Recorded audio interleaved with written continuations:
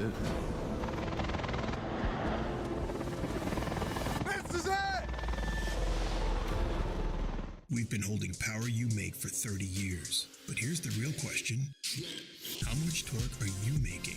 Because every single ACT clutch is rated by the torque produced at the crank. That's all your clutch cares about. Your power, your performance, your success. Unrivaled precision, power, and durability. Visit advancedclutch.com today. 30 years of precision engineering and performance excellence. Because every revolution starts at the crank. Need a little help? We got help. Need some advice? We got advice. No matter what you need, we have thousands of professional parts people doing their part to make sure you have it. Exceptional customer service. Just one part that makes O'Reilly stand apart. The professional parts people. O'Reilly Auto Parts.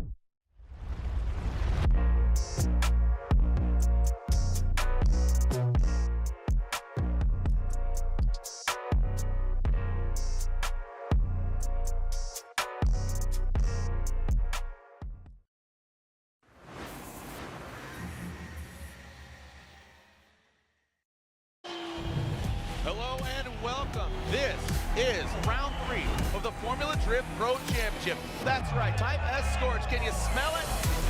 Come on now, make some noise, Orlando! Woo! Oh, and Dan Burkecki might be handing Shanahan the win, getting lost in the smoke. What just happened? Whoa, pizza delivery right there on the door. How could you not love to see cars ripping around a track and smoking out the whole place? Let's send it! He's diving in, he's rubbing his door. Woo! This is some pretty crazy battles, man. Everybody is just running their tires to the limit. We're gonna see an all-Irish finale. The hefty rookie comes out on top. Connor Shanahan is your winner. Thank you so much. We did it. Wow.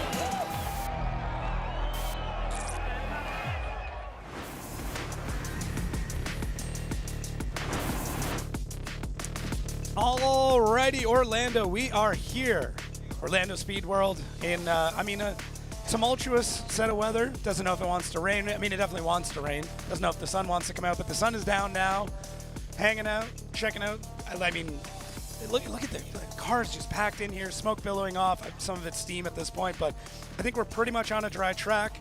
My name is Jacob Gettens. I'm going to be taking you through this practice show we're going to run through and just kind of have some conversations about runs. Next to me, Brian, one of our judges, is going to be hanging out, kind of breaking down some of the things we're seeing on track, giving you some more information, a bit more insight, trying to educate, entertain, have a good time, and more or less just if we weren't here at the track right now, we'd be hanging out at home, having a drink, watching these cars go around in the same way. So let's take a look here. We've got Tego Saito and Jonathan Hurst. Looks like Hurst on a bit of a tighter line there, Saito out front. So Brian, track layout-wise, pretty simple.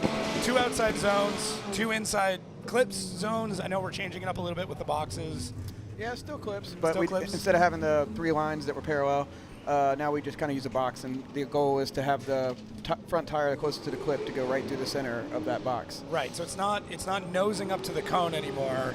That will naturally happen, but the idea is just to have the one wheel run through the middle of the actual box. Yeah, and it gives a little bit more room for the chase cars to be able to cut through there without having to hit the inner clip point every single time. So again, if the lead car isn't really perfectly in that box and runs a little bit tighter line, then the chase car hits it. It's not a fault on them because the lead car kind of let them into that. So okay, so just not a massive difference from what we've had previously, but now just gives a bit more clarity of like, okay, this is exactly where we need you to be.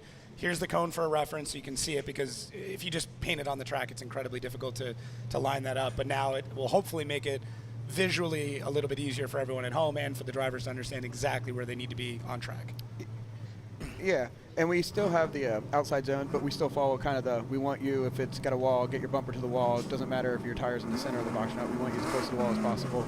If this track didn't have walls, we'd want your tire right to the edge. So that's slightly different than what the inside one is, but still kind of the traditional method we've always gone with, as you can see here. Yeah, so got our aerial view here, the drone of Ben Hobbs and Brandon Sorensen coming around. So RTR Mustang on BMW. Not too bad. You can see there is still a couple of wet spots, but it doesn't seem to be online anymore. I think we've pretty much dried out the rest of the track. So everything, as long as there's no rain, knock on wood, Yeah, we should be getting some dry runnings here. we still got about 40 more minutes, so hopefully. We got time. Yeah. I mean, the upside is, even in the rain, I still find the battles here really exciting. They're really good. It's just dynamic. It's an easy track in theory. Yeah. You know, with 2 outside zones, just the 2 inside clips. But it really does come down to those small things throughout these runs, especially with the 2 long outside zones. Yeah, and it's pretty impressive to see some of the guys who may be rookies this year who've never driven here and watch them go out in their first couple runs and see how well they actually did. And then you still got some that might be here for a couple years and still have a little bit of struggle. So it's definitely interesting to see the uniqueness that this track gives us, because it's not like your traditional just flat racetrack. And a lot of these guys who are international also don't have tracks like this where they come from. So it's kind of a interesting thing for them. So this one will be, I mean, of all the practice runs, this to me is almost like a finals run that we get to see here in practice. I think that's kind of the cool part about practice. Sometimes these drivers will actually do this on purpose and try and line up to learn a bit better. So Manoa and Dean, this should be good, but it all depends on what they end up wanting to do in practice, because sometimes drivers are going all out. They're really just trying to lay down the best runs, and at certain times they're trying to work on sectors or transitions. But we'll see what happens here. Both of these drivers so far in practice have done really, really well. It's Bank, James Dean. Right there with him. Yeah, right into the pocket. And this is a small departure this year. Maybe, I guess, just more of a clarification as to what you guys are looking for. So in this case, we're going to see a lot of really close tandem here. And there is a reward that goes to the lead driver for the chase doing well. Yeah, if they're able to, as a chase driver, if you're able to predict exactly where that lead car is going to be, it's easier for you to put your car where it needs to be. If they're not running such a great line, you got to then adjust your line to get close to them and everything. So it comes down to almost a trust thing. Like certain drivers, I'm sure, get a little bit more trust from the chase car than the other ones do, because they know that every single time they're going to at least attempt or have their car right where it needs to be. A few others might just be mechanical issues, could just be them. But whatever it is, when you have that driver in front of you that's giving you exactly what you need to chase and you can do that, it's definitely got to be a much needed relief for them in that chase position. Yeah, I mean, that's fair. There's so much more confidence when you have that lead out front that's really stable as well, because in the chase you're not making those adjustments, because you'll always react to what's going on in the lead. If they're stable, if they're not making a lot of corrections, they're high on the bank, they're predictable. In the chase, you can really get in that. So by seeing a really good chase, you can then more or less say, okay, well, that lead driver gave them something. Now, that's not always the case. Correct. There are drivers that can provide an incredible chase, and the lead run's a little bit sketchy, or it's off the wall, or the transition's a bit weird. So just depends here. Connor O'Sullivan and Rattan. So see, both drivers doing pretty well. Connor, not a ton of horsepower in this car yet. They've been kind of going through a bunch of different engine package things here, so maybe not the most high horsepower car, but you can't really tell right now.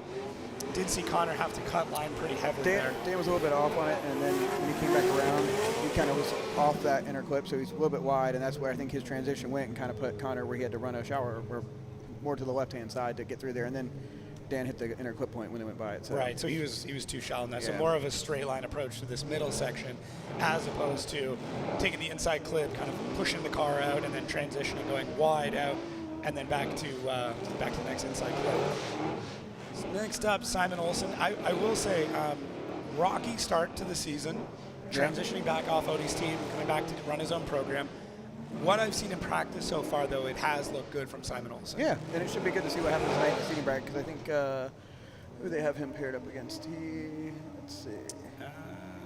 Or is he clear of it? Oh, is he not? Yeah, oh, no, so I he's think he's good. top Good. 32. Then yeah, he's fine then. I mean, I say rocky, but like all things considered, it's still doing well. It's just he at one point in time, I mean, last year or 2 years ago, he was in championship contention. Oh, yeah, definitely. So anything below championship I get contention, you. I I get what look you're at that saying. as Okay. rocky. That's all. Just to clarify. Nothing I was worried more that he Simon. was in the seating bracket and would have to fight for his way in for the weekend, but okay, cool. No. I think he's sitting in an empty spot right now, so he's going to be taking a look to see who he's up against. Oh, no, he's up against Ben Robson at the top 32. So Derek Madison's leading that out. So Olsen just looked like he kind of held back a little bit on that one. Derek's still figuring this out, one of our rookies.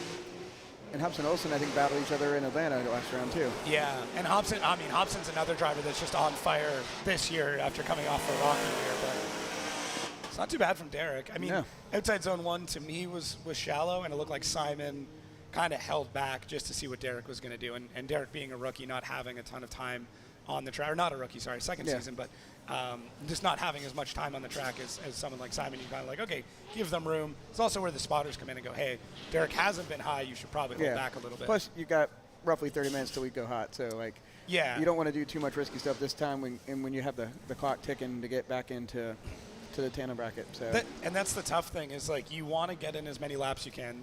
There's not a ton of time. We've had an oil down delay. We've had a rain delay. We've had a lot of different things to slow things down. So it's that, do I go all out and really get as much practice and high quality practice as I can, or do I play it a little bit hesitant to make sure that I don't bin this car? So if you're going into seeding, I would say maybe hold back a bit. Yeah. If you got top 32, I mean, I would you got think time. so. Yeah. You already got that little uphill battle. You don't make it even steeper.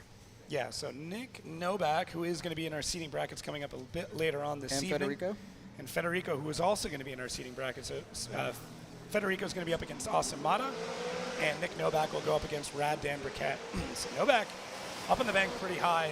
Notably, Nick Novak did have a perfect event at Irwindale a couple years ago. So he is a driver that can drive quite well on bank tracks. And Fede really, I mean, I can't overstate this enough, that Ferrari is such a difficult car to drive. There's nothing like it. Yeah.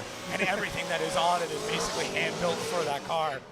So you're immediately behind a little bit just with that, Yeah, right? and there's got to be some reservation with that, too. It's like a lot of these other cars, I'm sure if you have a brake or you have spare parts, which most of them are pretty common, it's probably easy to have enough spare parts. And if you don't, there's probably someone that does. But with his case, he's got what he's got. And did you see the post that went up earlier where he broke down the cost of everything on that car? No. And the mirrors are $1,400. And it's like, man, that car's been through a few wrecks too. And you're like, man, what was that bill like? Yeah. It's a lot of eBaying and like spending time online trying to find parts. Yeah, I can't. I mean, that's what Dean used to do with taillights and stuff too for the Viper. So I get it. Right. And I feel like they probably make a few more of those than they did of that. I'm sure OEM S15 lights aren't much better though at this point. That's true. So a lot of drivers opting for aftermarket or reproductions. 'Cause Oh yeah. no point in going OEM on them. Let's see here, Ryan Littoral and Austin Mata. So Ryan Littoral out front in that green Sunoco S15. So Mata holding back just a bit, but I mean, Littoral up there. Yep. Good angle. Oh, so with something like that, let's clarify.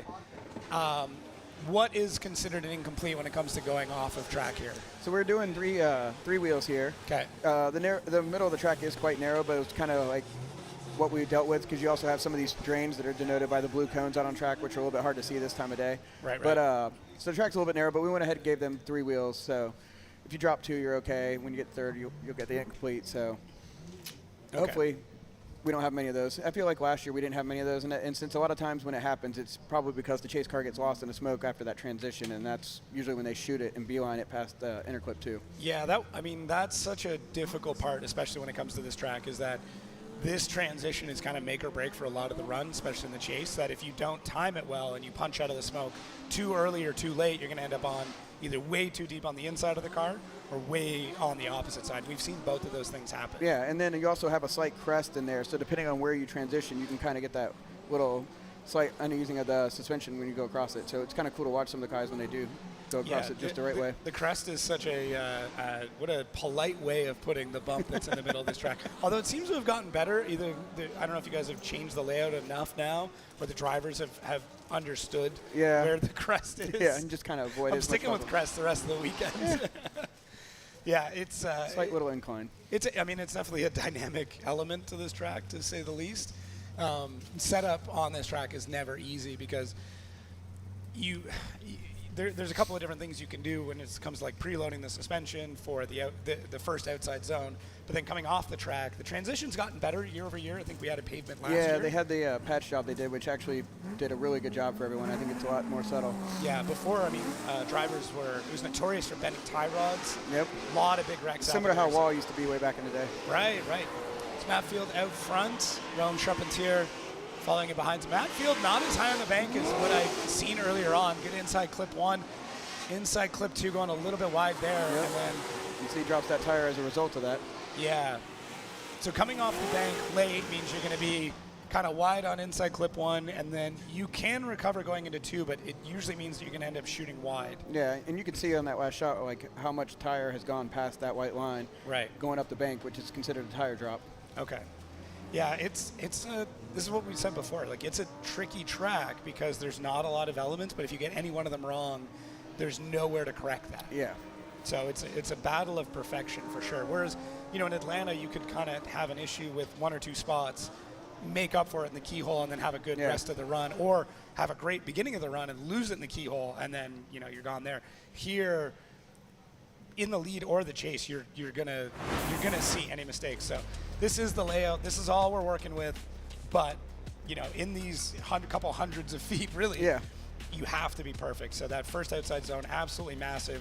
There's our clips like we talked about. Very small decel zone. A lot of conversation about that. Yeah. So how'd you guys come to that conclusion? So we pulled data from the first practice group today and took some runs that looked good, where everybody checked all the boxes that we wanted to, and then during the brief intermission, we were able to pull the data. Kevin got it for us, and we could compare and see where drivers had any decels around the track. And the funny thing was is they either had it in that one spot, or there was a couple drivers who had it nowhere. Okay. So that we figured adding that in there for me, you see a big over the line there, and then when he corrected it, pulled him too far inward. So right. It's a tough thing there. And this spot here where we just saw Dimitri Brutsky in the lead, and oh man, why am I gapping on that? Dylan Hughes in the chase. As you said, that they're on the edging of the banking. So it's tough. Track. So you can either keep your same radius and go all the way around the arc and just have a tire drop, or you could attempt to pull it down like he did, but then he overcompensated and he went too far inward. Then he had to go back again, and that's a lot of mistakes there. So it's tough to decide on you as a driver if you want to just continue with that, or if you want to try and slide back down, get in position, and do it. And I'm sure most of them want to try to get down position, so you're not a tire drop around the entire outer zone. Right. But yeah, it's definitely tough, and the ones who can do it right do a good job of it. Do you have an opinion on something like that? So I know to get you to say anything definitive is never easy. I mean, for that one, I guess running the tire drop, it's probably going to be somewhere. The problem is when you try to correct it and then make a bigger mistake like that, you're really messing with the chase guy in the back. So that's where it's going to ding you because you're affecting them, where if you just kept the same radius and went around, they can predict that a little bit better, so it's easier for them. Okay. But like where he dove down and tried to fix it and they messed up again, like that chase car then had to adapt twice now to correct with him. So it's almost better to be maybe one tire off through that zone than it would be to be one tire off, then be two far inside. But if the other car does the same thing and then pulls it down and gets in position and doesn't do it, then it's all comparative. That's the thing. Like the guys in the driver's meeting are always like, the funny thing is a lot of them think about mistakes more than they think about just doing what they're supposed to do, and they get these scenarios in their head. And I think that's part of the problem. They just need to think that they can do it all, and they'd be fine. But they work on, well, what if he does this and I do this? And you get these crazy little scenarios that they're worrying about fixing. Like there again, he dropped a tire, came back in, went back up, and then came back down. Yeah, Rudy Hansen, the lead there, struggled a little bit. Inside clip 1 was pretty good. Second inside clip, though, more or less gone at that point. Yeah. And then, as you said, going wide there means you're kind of up on the banking, back down onto the flat, back and forth. So gets pretty tricky through that section. Yep. But it's just a very difficult track. The other part we haven't gotten into is the tire wear. It's a very course track. Yeah. Eats through tires. There was a video that came out, Dmitry Brudsky running an alternative layout. Yep. Was that something you guys had asked him to do, a conversation that came up? Just wanted to test it and see other options. We played around with it like a couple years ago, and we were going to do it. And it almost happened. It was going to come back in and run the lower bank around where Outer Zone 1 is, but the asphalt there was just a little bit crumbly and messed up, so we couldn't do it. And so we're always looking at ways to change things up. I mean, we don't want to run the same course all the time if we have the ability to change something. So these tracks provide that option to do it. So we don't always have these cars here, so it's nice to be able to just grab one real quick, throw it out, and test it and see if there's some viable options to change things up. Yeah, I would question if there's enough tire left to extend this track more. I think the teams can figure out how to adjust their wheel speed and their car settings to make it work if they want to. Yeah, I guess it ends up becoming hey, we're giving you what we want you to do. It's up to you to figure out how to do it. Yeah, they may not make as much smoke as they're making right now, but there's a way to do it. We run a Seat Series, and it's one set of tires in the rear, and that way we weren't running like a 235 or something, but we could have people who have Corvettes or Mustangs or something with a wider tire that they need for the weight, and everyone's like, oh, you can't do it. You won't be able to make it through a top 16 battle that way. But they make it work. Everyone's like, oh, Miatas or 350Zs are going to win. But, like, the V8 cars can do it, too. It's just you got to figure out how to adapt your car and make the settings work to play within the rules. And I think if we had that long course, they could figure out a way to make it work. Yeah, the teams are good. The tire technology is definitely there now. We've seen – I would say this is probably the tightest we've seen the tire competition. Yeah. I mean, for years it was kind of okay, they've got this. There's a good chance they're going to do quite well on it. But now you almost forget who's on what because they're all so evenly paced. And I mean, look, Osbo jumped to a new tire company. He got on a podium. I mean, like these guys are able to do it. So I think the tires, like you say, are pretty equal for most of them now. So it's just down to the drivers, which is a great thing. Yeah, and I mean, I want to make sure we tie in the teams with that, like actual setup on the cars. I've had a few conversations with different crew chiefs and crew members here about how they're doing things. And some of the stuff they were getting into with me, I'm like, oh, I never, and I'm not a suspension expert by any means, but never would have even thought that was something you could do to try and set this track up. Oh, Ryan Turk going off course there. Jonathan Castro out front. Pretty good there from Castro. We talk about epic battles here. Arguably one of the greatest battles of all time, Jonathan Castro and James Dean. That one kind of goes down in the history books as one of the best battles. I now add in the two sets of battles from Brandon Sorensen and Connor Shanahan. Yeah, that was a good one too. Yeah. There's been a lot over the years. Yeah, I don't know. This track, it always, to me, because it's so simple, because we have such big zones, always leads to just crazy tandem. Doesn't make your job any easier. And I mean, you have that constant radius going around for both of them, so it's like the guys can just pop into position, and then it's such a long period of time that all they got to do is kind of match what that driver's doing. It's easy to get in that area, whereas other tracks where you're constantly going from zone to zone and have transitions, it's a lot more to keep up with and be able to be there. Yeah. Well, we've got one more battle left on deck here as Mr. Adam LZ, and I believe that's Connor O'Sullivan that's pulling up next to him. So Adam's going to be chasing. He's a driver that has arguably the most laps on this track of the FD crowd. I mean, this is kind of where he goes to test.